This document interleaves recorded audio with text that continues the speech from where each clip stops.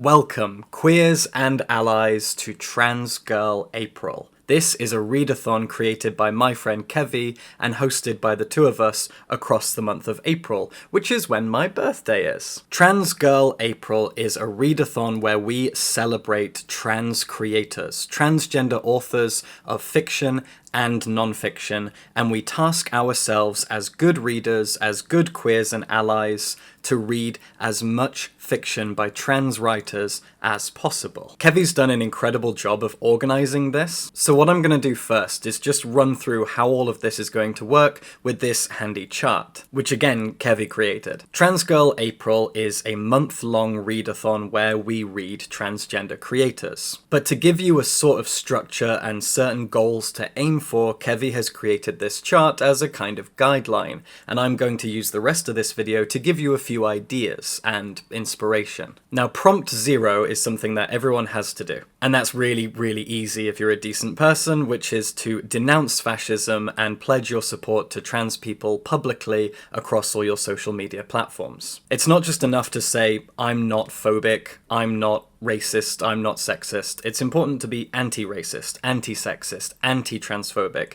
and that means making your stance clear. That's how to be a good ally. So do that first. Then, in this handy grid, we have prompts 1 to 9. I think it's kind of like bingo, but I've never actually played bingo because I'm really pretty. And the way that the grid works is we've got 3 different types of trans people and 3 different types of book. And you can play bingo, I think, with the grid and try and fill it all in. Again, never actually played bingo. So we have books by trans men, trans women, and non-binary people. Then we have fiction, non-fiction, and genre fiction. And it's up to you what you want to read, but you can use these as guidelines. And we also really, really want to put a focus on writers of colour as well. Within all communities, writers of colour get ignored, and that includes the queer community. So if we can, we want to focus on trans writers of colour, make them a priority, read their stories. And there are also 2 group reads to get involved with. The first, which I'll talk about a little bit more in a second, is Felix Ever After by Kaysen Callender. And the other is a novel called Any Other City by Hazel Jane Plant. And if you want to be an extra good ally and supporter of trans people, you can support us financially. A lot of trans people, trans creators, are struggling with money. I mean, everyone is struggling with money at the moment. But I, for example, have to go private for my healthcare in the UK because the waiting lists are years long, and so I've been paying for things like laser hair removal, and I'm on the waiting list for hormones, and I have to pay for all of that. So, if you want to support us financially, please do. I have a Patreon, which is patreon.com/booksandbow. My patrons are absolutely incredible. I talk about them all the time. I love my Patreon community. It's wonderful. If you want to pledge your support, I hugely, hugely appreciate it. With all that said, here's a list of books that I've got around me that you can take inspiration from and think about reading yourself for Trans Girl April. First off is a really, really new book called Transitional by activist Munroe Bergdorf. If you choose to read this and you look at the grid, you're ticking off non-fiction by a trans woman, and Munroe Bergdorf is also a black writer. This is a memoir of sorts, but thematically every single chapter of this memoir deals with the concept of transition. Munroe Bergdorf in this book is arguing that we all transition in different ways throughout our lives in a myriad of different ways. It's a really, really interesting ethos, and it helps to argue the idea that being trans is completely normal and kind of ordinary. We're all transitioning all the time.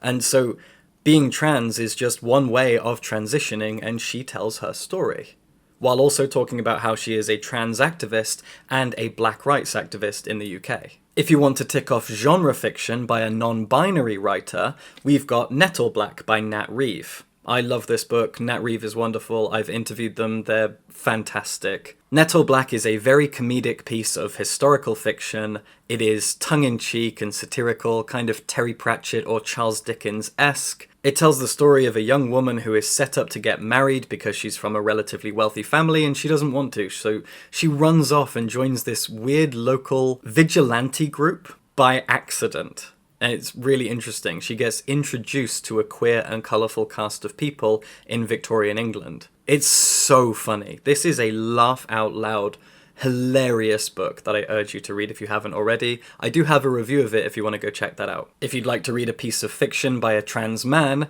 there's this, The Arena of the Unwell by Liam Connerman. This is actually one that I'm going to be reading through Trans Girl April. I should have made that clear. I have some that I'll be reading myself and talking about, and this is one of them.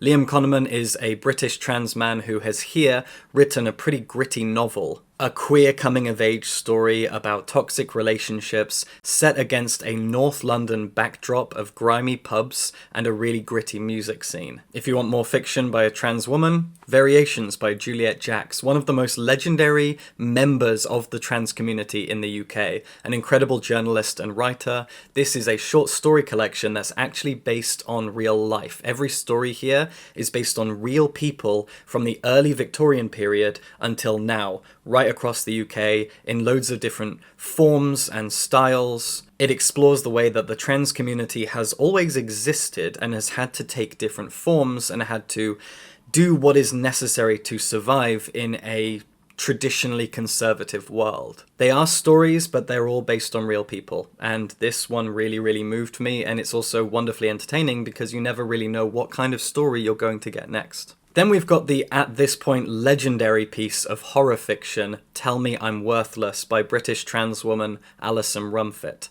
So this is a piece of genre fiction by a trans woman. This is horrifying. It is a book about fascism. It's a Shirley Jackson-esque haunted house story, but it very much deals with the disgusting political state of Great Britain right now. I've talked about it at length so many times. Everyone knows how much I love this book, and her second book is coming out really soon as well. In a kind of similar vein, you've got the American version of Alison Rumfitt, Gretchen Felker Martin, a horror writer, a trans woman, and someone who is full of anger, rightly so. Manhunt is a kind of post-apocalyptic story where all men, or people with a lot of testosterone, have turned into ravenous zombie-like things, and two trans women are being hunted by a group of TERFs across the New England coastline. It's really, really angry, and I love it. Another piece of genre fiction, because I read a lot of genre fiction, is Light from Uncommon Stars by Rika Aoki. This is an American sci-fi-ish novel about three different protagonists. There is a deal with the devil, there is an alien woman who disguises herself and her ship as a donut shop in California, and a young trans runaway, who may or may not be a violin prodigy. It's strange on the surface, but actually very, very compellingly readable and very simple when you actually get into it.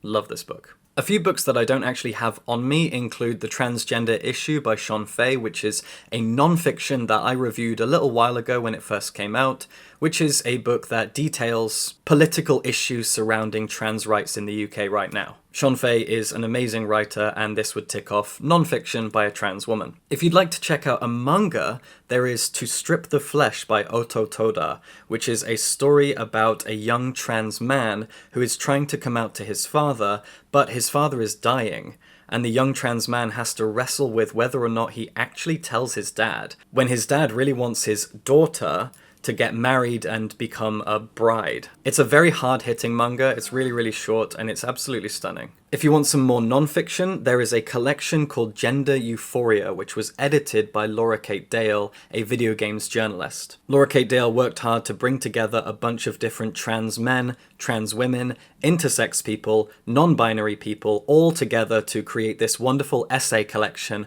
about how great being trans or intersex is. Just wonderful euphoric tales of the bliss of being trans. It's a beautiful, uplifting book that I urge any trans person, any ally, any queer person to check out. Gender Euphoria is beautiful. Another work by a writer of colour is I'm Afraid of Men by Vivek Shraya, who is a Canadian writer, professor, and musician. And in I'm Afraid of Men, which is a really tiny little book, Vivek Shraya just talks about her history personally with her relationship with men and how frightening they are for so many different reasons. As a queer person, as a trans person, and as a woman, men are frightening, and here are some examples. It's very relatable. Oh, and there's also Detransition Baby by Tori Peters, which is probably the most famous transgender novel right now.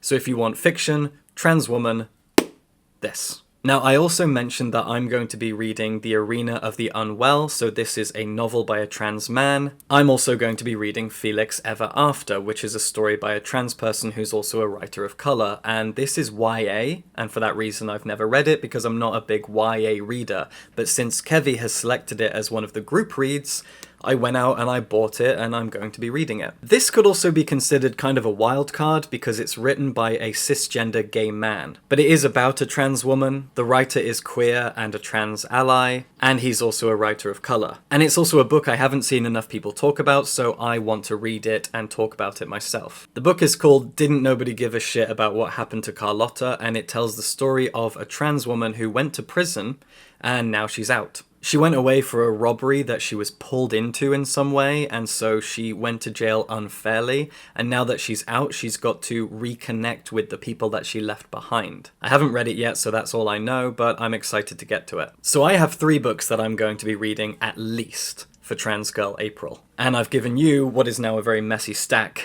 that you can check out yourselves. I also have an article that you can go read that is full of most of the books that I just mentioned. I'll link it in the description. I have another article about non-binary writers and books by non-binary creators you can go check out as well. That'll also be in the description. Loads and loads of ideas and inspiration for you to take. Have fun with Trans Girl April if you're doing it. And even if you're not, read more trans creators. Read the stories of trans people, both fiction and non-fiction. And again, support me on Patreon if you can, at patreon.com/booksandbow. I love my Patreon community, and I can always use more support. And subscribe for books.